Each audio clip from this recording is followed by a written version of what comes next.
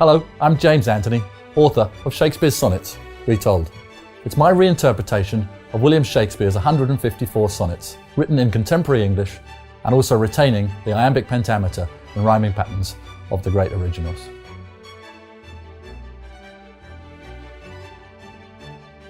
I was never a great fan of Shakespeare as a kid, and at school I struggled with the language and I found it very difficult to access. But as I grew older, I appreciated poetry for the beat and the rhythm and the structure of it, and that drew me back to William Shakespeare's sonnets. But I was always frustrated by what William Shakespeare was actually saying to us.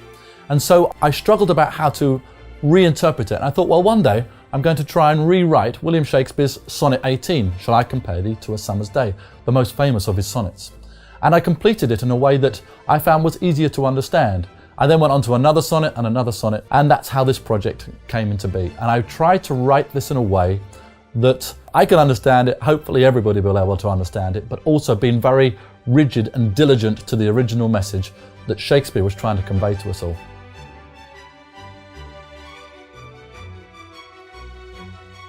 It has often been said that William Shakespeare didn't authorise the publication of the sonnets, for they reveal an awful lot about who this great man really was. But they've been very, very enduring. They've lasted for 400 years, and people have read them, interpret them in various different ways. And they are extremely rich and tight and contain detailed assessments of what's going on within his heart. Heartbreak, jealousy, rejection, and really challenging himself to think about who he really was. And it's because of that, it's because they're so curious and they're so beguiling that they have survived so long. And they continue to intoxicate people with their language.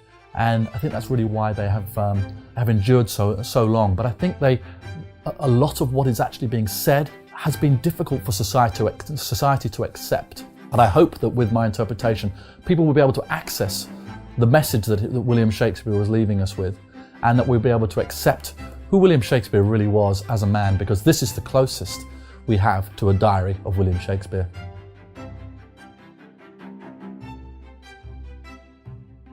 So what inspired me to write the sonnets? Well, I started out really just from personal frustration and not being able to understand the meaning that I knew was there within these beautiful, intoxicating words. And so I thought, well, I'm going to study the various notes, and then I'm just going to rewrite it in a form that I can understand, but retaining the iambic pentameter and the beats and the structure of it.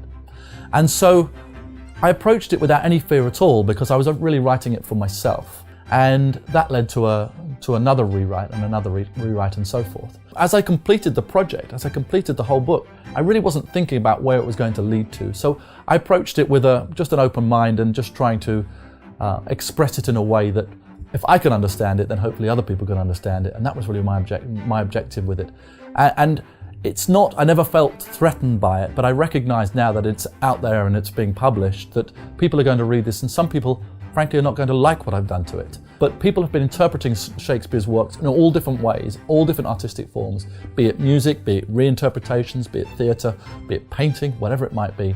And my interpretation is just another contribution to that canon.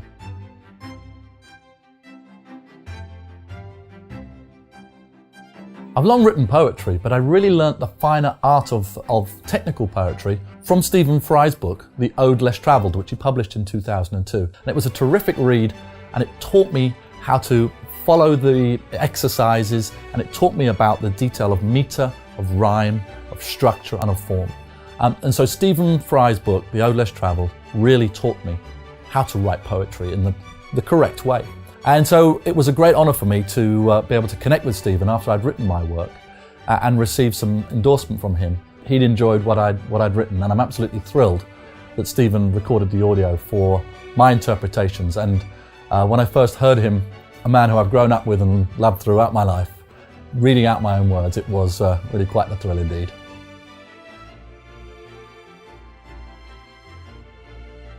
I'm often asked if I have a favourite sonnet. In truth, I don't. I like them all for various different reasons, and they are of differing quality. But I'm just going to read one here, which is Sonnet 27, which is a light-hearted interpretation, and here is my retake of it. Today has worn me out, I'm off to bed, to rest my aching bones and blistered feet. But I can't sleep, for thoughts within my head employ my mind despite me feeling beat. For when I lie awake, my mind will drift to thoughts of you that fade and then resume. And when my drooping eyelids start to lift, I stare into the blackness of the room. Then my imagination paints a sight, recalling joyous silhouettes of you, just like an apparition in the night that makes the darkness magically anew. By day I work, by night I work my mind. Like you, no peace and quiet can I find. It was a great privilege to be able to spend all this time rewriting and retelling the sonnets of William Shakespeare. My hope was that they will be able to open up these great pieces of work to a new audience who can be able to access them through my interpretations. So I do hope you enjoy Shakespeare's Sonnets Retold.